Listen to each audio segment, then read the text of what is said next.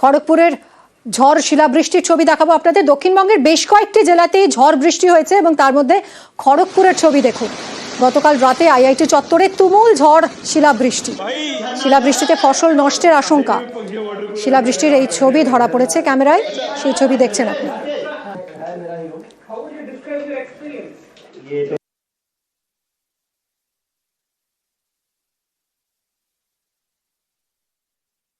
টালিগঞ্জের ডাকাতিতে নাটকীয় মোড়। টালিগঞ্জের ডাকাতিতে ধৃত অভিযোগকারী মহিলাই অর্থাৎ বাড়ির গৃহকর্ত্রী সোনালী বিশ্বাস, তাকে গ্রেফতার করেছে পুলিশ। সোনালী বিশ্বাস এবং তার জামাইবাবু, এই দুজন গ্রেফতার হয়েছে এই ঘটনায়। জামাইবাবুর সঙ্গে সৎ ছেলের বিয়ের গয়না বিক্রি, আর সেই কারণে এরকম একটা গল্প ফেঁদে বসেছিল বাড়ির গৃহকর্ত্রী। কি কারণ ছিল আমরা কথা বলবো আমাদের প্রতিনিধি রৌনকের সঙ্গে। রৌনক, দেখো, একেবারেই যেটা জানা যাচ্ছে, এই যে সোনালী বিশ্বাস, যে কিনা এই অভিযোগ করেছিল যে তাকে মারধর করে দুঃসাহসিকভাবে ডাকাতি করা হয়েছিল, একেবারে 180 ডিগ্রি ঘুরে গেল সেই বিষয়। কারণ পুরোপুরি ভাবে এটা ভুয়ো এবং সাজানো একটা ঘটনা পুলিশের কাছে তুলে ধরা হয়েছে। সেই বিষয়কে সামনে রেখেই পুলিশ কিন্তু এই সোনালী বিশ্বাস এবং তার জামাইবাবু রাজা নাথকে গ্রেফতার করলো। এবং যে বিষয়টি সামনে আসছে, কেন এই ধরনের ঘটনা ঘটলো, সূত্রপাত জানা যাচ্ছে বেশ কিছুদিন ধরেই তাদের পারিবারিক কিন্তু কিছু সমস্যা চলছিল। মহিলার বাপের বাড়ি থেকে লক্ষ লক্ষ টাকা চাওয়া হয়েছিল, সেই টাকা না দেওয়াতেই নিজেরই ছেলের বিয়ের জন্য কিনে রাখা যে গয়না, সেই গয়না ধীরে ধীরে বাইরে এই জামাইবাবু এবং মহিলা দুজন মিলে বিক্রি করতো।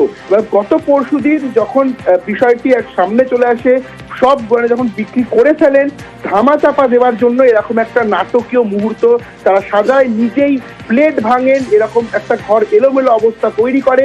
পরবর্তীতে তার স্বামী ঘরে প্রবেশ করলে একটা অন্য কথা তাকে তুলে ধরে। এবং শুধু তাই নয়, সেদিনই ঘটনাস্থলে যখন ফরেন্সিক যায়, জিডির টিম যায়, তাদেরকেও কিন্তু একটা এরকম নাটকীয় চিত্র বলা হয়। কিন্তু তখনই তদন্তকারী অফিসার যারা সন্দেহ জাগে, সেই কারণেই কিন্তু প্রত্যেক কটি ক্যামেরা ফুটেজ তারা খতিয়ে দেখে।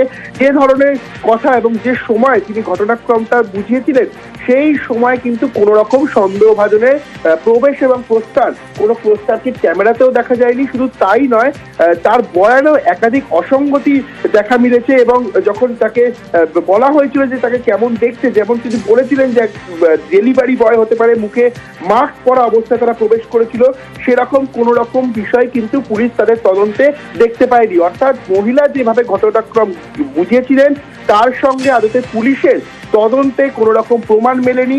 মহিলাকে একাধিকবার জিজ্ঞাসাবাদ করা হলে তিনি কিন্তু পরবর্তীতে স্বীকার করে নেয় যে তিনি নিজেই এই ঘটনা ঘটিয়েছেন এবং নিজেরই ছেলের বিয়ের জন্য যে গয়না কিনে রাখা ছিল, সেই গয়না মহিলা এবং তার জামাইবাবু রাজানাথ দুজনে মিলে ধীরে ধীরে বাইরে বিক্রি করেছিলেন।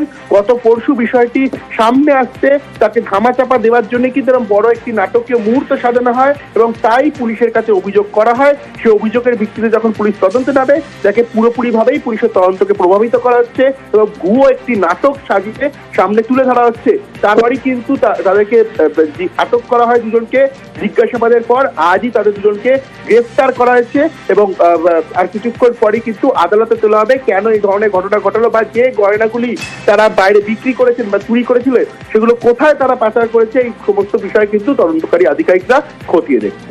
তুমি সঙ্গে থাকো রৌনক, আমরা একবার শুনবো এই মহিলা সোনালী বিশ্বাস, তার বয়ানে ঠিক কি উঠে এসেছিল, কি বলেছিলেন তিনি। বাইরে থেকে ঘরে ঢুকেছি আর ওরাও আমার সঙ্গে সঙ্গে ঢুকেছে।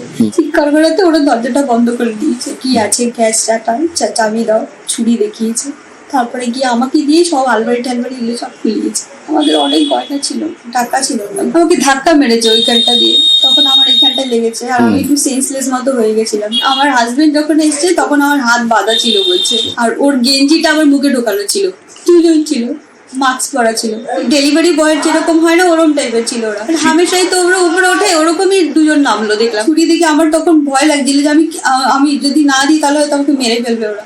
7টার পরে আমাদের ঘরে পুরো অন্ধকার ছিল, আমি নিচ থেকে লাইট জ্বালাতে জ্বালাতে উপরে উঠেছি।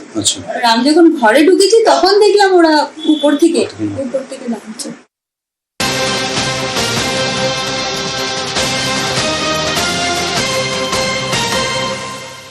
রিজেন্ট পার্ক ডাকাতিতে 180 ডিগ্রি টুইস্ট। টালিগঞ্জের ডাকাতিতে অভিযোগকারীর স্ত্রী সোনালী বিশ্বাস এবং তার জামাইবাবু গ্রেফতার। জামাইবাবুর সঙ্গে সৎ ছেলের বিয়ের গয়না বিক্রি করেছেন এই গৃহকর্ত্রী সোনালী বিশ্বাসী। বাপের বাড়িতে টাকা পাঠাতেই গয়না বিক্রি বলে জানা যাচ্ছে। সোমবার সব গয়না বিক্রি হয়ে যায়। গয়না বিক্রি করে গল্প ফাঁদেন এই মহিলা। জিজ্ঞাসাবাদে তার বয়ানে অসঙ্গতি পায় পুলিশ এবং বয়ানে অসঙ্গতি মিলতেই গ্রেফতার 2। রৌনক, এই যে সোনালী বিশ্বাস যেটা দাবি করেছিলেন, যেভাবে একটা নাটক সাজিয়েছিলেন, পুরো একটা অভিযোগ যেটা পুরোটাই সাজানো বলে পুলিশ বলছে, তার স্বামী এবং ছেলে তারা কি কিছু আঁচ করতে পেরেছিলেন?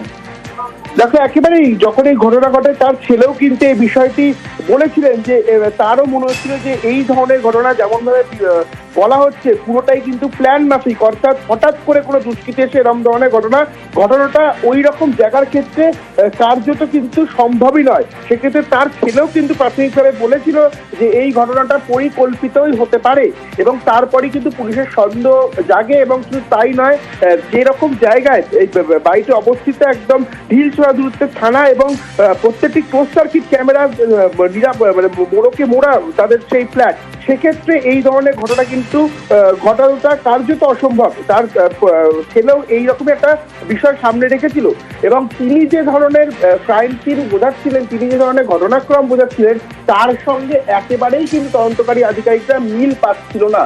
অর্থাৎ 30 মিনিটের মধ্যে, তিনি বলছিলেন 7:30টার সময় ঘটনা ঘটে, 30 মিনিটের মধ্যে তার স্বামী অর্থাৎ 8টা নাগাদ তার স্বামী ঘরে যখন প্রবেশ করে তাকে অচৈতন্য অবস্থায় পড়ে থাকতে দেখা যায়। সেক্ষেত্রে তার আগে 6:30টার সময় কিন্তু তার ছেলে ঘর থেকে বেরিয়ে যায়। অর্থাৎ এই 1 ঘন্টার মধ্যেই এত বড় একটা দুঃসাহসিক ডাকাতি ঘটে গেল কিভাবে? এটা কিন্তু তার প্রথম প্রশ্ন ছিল তদন্তকারী অফিসারদের কাছে। এই বিষয়গুলোকে সামনে রেখেই তাকে জিজ্ঞাসাবাদ করা হয় এবং তারপরই কিন্তু তিনি স্বীকার করে নেয় যে নিজে থেকেই এই ঘটনা এবং দীর্ঘদিন ধরে পরিবারে একটা বিবাদ চলছিল তাদের। এই যে বাপের বাড়িতে টাকা পাঠাতে গয়না বিক্রি করলো, বাপের বাড়িতে কেন টাকা পাঠাতে হতো? তার কি কোনো বাধ্যবাধকতা ছিল সেখানে? দেখো, সেটা তাদের একটা পারিবারিক কোনো বিষয় ছিল যে কারণেই তার বাপের বাড়ির থেকে টাকা চাওয়া হয়েছিল। এটা সূত্রপাত জানা যাচ্ছে তার 6 লক্ষ টাকার কাছাকাছি চাওয়া হয়েছিল এবং হয়তো সেই টাকা দিতে নারাজ থাকাতে এইরকম ধরনের তারা একটা ঘটনা ঘটালো। এবং শুধু এটা 1 বা 2 দিনের ঘটনা নয়, সামনের মাসেই তার ছেলের বিয়ে। সেক্ষেত্রে 1 মাস ধরে যে গয়না কিনে রাখা হয়েছিল, 1 মাস ধরে ধীরে ধীরে সেই গয়না কিন্তু বাজারে তিনি এবং তার যে জামাইবাবু এই রাজানাথ বিক্রি করছিলেন। এবং যখন গত পরশু দিনকেই যখন দেখা যায় যে পুরো গয়নাটাই তারা বিক্রি করে ফেলেছিলেন, তখনই কিন্তু তাদের দেওয়ালে পিঠ থেকে যায় এবং গোটা বিষয়টিকে ধামাচাপা দেওয়ার জন্য কিন্তু এরকম একটা নাটকীয় মুহূর্ত পুলিশের সামনে তারা উপস্থাপন করে। এবং এই বিষয়টাকে দেখেই কিন্তু তদন্তকারী আধিকারিকরা প্রাথমিকভাবে তদন্ত নামে তার বয়ানের ভিত্তিতেই দেখা যায় তার বয়ানের ভিত্তিতে তদন্তে নেবে। কোনো রকম ভাবেই তদন্তের কুল কিনারা তারা করতে পারছে না। একাধিক জায়গায় অসঙ্গতি, যে ধরনের তিনি প্রমাণের কথা বলছে সেই ধরনের কোনো প্রমাণ পাওয়া যাচ্ছে না। বিশেষ করে তোমায় যেটা বললাম, যেই জায়গায় তাদের বাড়ি আশেপাশে প্রত্যেকটি জায়গায় ক্লোজ সার্কিট ক্যামেরা রয়েছে, সেই সময় অর্থাৎ 6:30 থেকে 8:30টার মধ্যে কোন রকম সন্দেহভাজন ব্যক্তির আনাগোনাই তাকে পুলিশ বয়ানে একাধিক অসঙ্গতি এবং এই অসঙ্গতির থেকেই যে সিদ্ধান্তে পৌঁছানো গেল যে এই মহিলা পুরোটাই অভিনয় করেছেন, পুরোটাই সাজানো অভিযোগ দায়ের করেছেন। জামাইবাবুর সঙ্গে মিলে সৎ ছেলের বিয়ের গয়না বিক্রি করে বাপের বাড়িতে সেই টাকা পাঠিয়েছেন এবং সেই জন্যই তার এই এত কিছু সাজানো অভিযোগ দায়ের।